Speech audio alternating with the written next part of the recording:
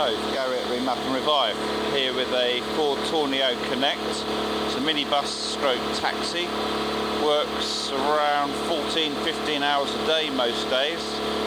It's a 2021 vehicle, done 184,000 miles, had 2 turbos already, and we've been called out to do a DPF clean on it because the DPF pressure is so high.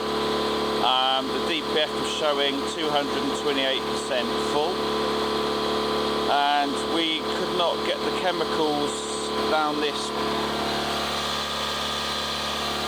sensor pipe at first. It was that blocked. We only ever had that happen once in over 500 cleans. Persevered and eventually got the chemicals to start to flow. So the first chemical has gone in, been left for a period of time to work. We're now flushing it through with the second chemical. After this, we'll force a regeneration and check everything over before handing it back to the customer.